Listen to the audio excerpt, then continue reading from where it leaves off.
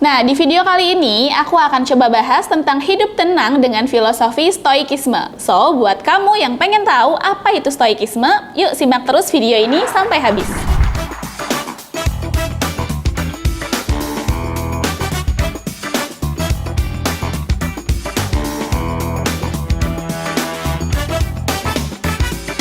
Hai teman-teman semuanya, balik lagi bersama aku Dea. Hidup tenang tanpa cemas dengan filosofi stoikisme. Stoikisme ini berasal dari kata stoikism, stoik atau stoikisme, yang dalam bahasa Yunani artinya serambi atau stoa. Stoikisme ini didirikan oleh Zeno pada awal abad ke-3 Masehi di Yunani, dan kemudian ajaran stoik ini dipraktekkan oleh sederet filsuf Romawi seperti Seneca, Epictetus, dan Marcus Aurelius. Pola pikir stoikisme ini mengajarkan kita untuk belajar tetap tenang, berpikir rasional dan positif. Karena dengan cara ini, kamu akan mampu mengendalikan diri, dan seseorang yang bisa mengendalikan dirinya cenderung akan jauh lebih tenang, tahan banting, dan mampu menerima keadaan dengan ikhlas. Sebab prinsip dari stoik ini sendiri adalah fokus kepada apa yang bisa kita kendalikan. Lantas, gimana sih caranya kita mempraktekkan stoikisme ini dalam kehidupan sehari-hari? Well, yang pertama, fokus pada hal yang bisa kita lakukan. Ada banyak hal-hal di dunia ini yang nggak bisa kita kendalikan, kayak misalnya pandemi ini. Kita nggak bisa berbuat banyak supaya pandemi ini segera berakhir. Yang bisa kita lakukan adalah berikhtiar untuk mengurangi angka positif akibat virus ini dengan menaati kebijakan pemerintah seperti menjaga jarak, ikut vaksin, pakai masker, dan lain-lain.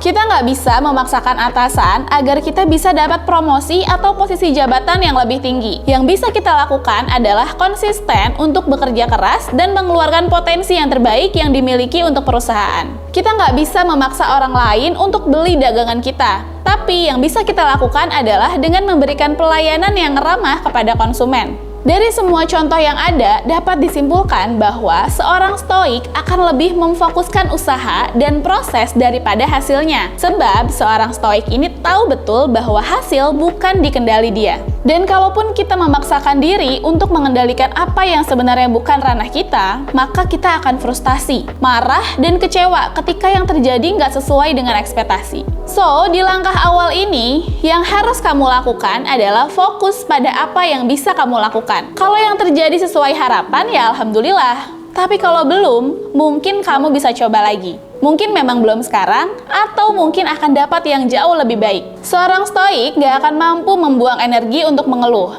Sebab ia tahu kalau seorang stoik itu punya kendali penuh atas keputusannya. Yang kedua, menyiapkan diri jika sesuatu yang buruk terjadi. Cara kedua adalah melatih diri jika skenario yang buruk terjadi.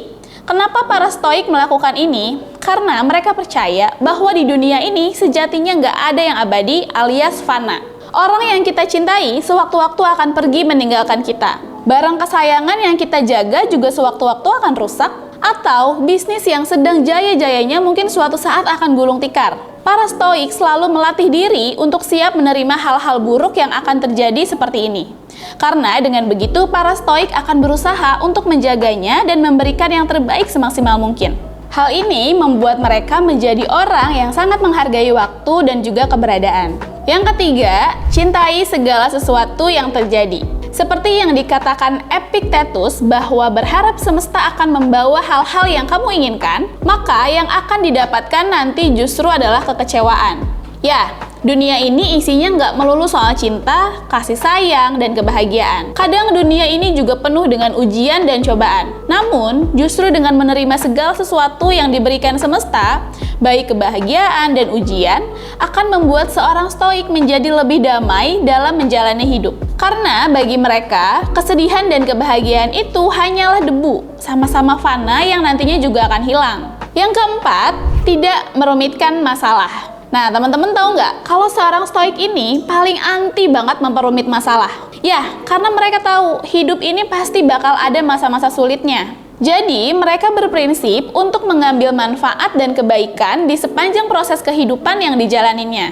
Kalau ada manfaatnya, ya dilakuin, dan kalau nggak ada, ya ditinggalin. Karena bagi mereka, memperumit masalah justru akan membawanya pada penderitaan. Jadi, di zaman sekarang kayaknya prinsip ini tuh bisa diterapin banget ya untuk kehidupan sehari-hari kita. Oke, kalau dari pandanganku terhadap stoikisme ini, gak ada salahnya sih kalau kita mau coba terapin di kehidupan sehari-hari kita. Karena prinsip-prinsip stoikisme ini memang relate dengan kondisi zaman sekarang yang terlalu fokus buat mengendalikan apa yang sebenarnya bukan ranah kita. Alhasil, kita jadi nggak bisa tenang dan kecewa. Aku jadi inget deh salah satu quotes dari Reinhold Niebuhr yang bilang, "Berikan saya ketenangan untuk menerima apa yang tidak bisa saya ubah, keberanian untuk mengubah apa yang bisa saya ubah, dan kebijaksanaan untuk membedakan keduanya." Quotes ini jadi membuka pandanganku terhadap kehidupan. Aku pelan-pelan juga jadi belajar untuk menerima setiap keadaan yang udah digariskan, dan belajar untuk mengendalikan apa yang bisa aku kendalikan. Nah, kalau menurut teman-teman sendiri gimana nih tentang filosofi stoikisme ini? Kira-kira emang perlu diterapin gak sih di kehidupan sehari-hari kita? Dan kalau kamu suka sama channel ini, jangan lupa untuk like, subscribe, share, dan nyalain notifikasinya biar kamu bisa dapat info-info yang menarik lainnya dari Like Info. Thank you for watching this video guys. Bye!